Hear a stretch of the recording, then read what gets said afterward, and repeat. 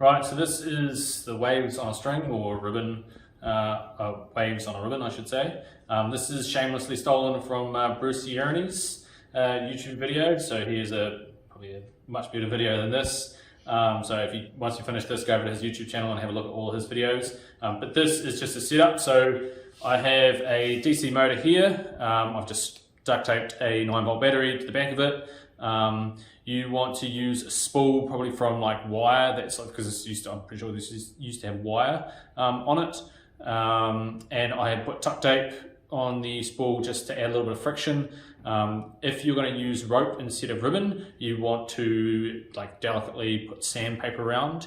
Otherwise, there won't be enough friction to grip the ropes. That's issues that I've had in the past. But I found ribbon is a bit better for this demonstration. You can see that I've filled the center with hot glue. So when I was attaching the spool to the axle of the motor, or the spool, what do you call it, the shaft of the motor, I just filled the bottom with hot glue, and then I pushed it in and then let it set, and just made sure it was completely centered. So you see it is, for the most part, balanced. It's not going to wobble either way.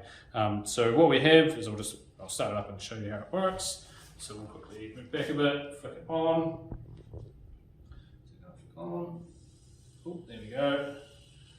You can see if I move it side to side, you can see the waves travel down on your left-hand side, and on your right-hand side, you'll see no waves at all as the rope comes up.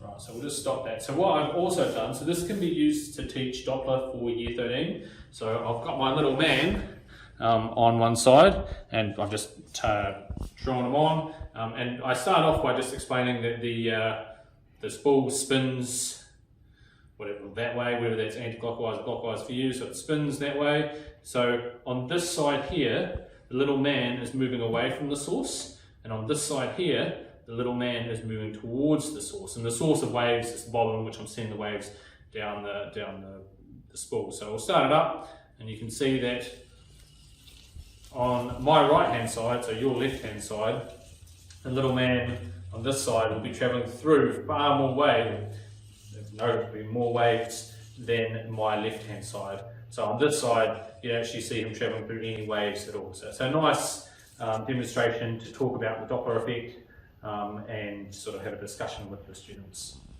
Right.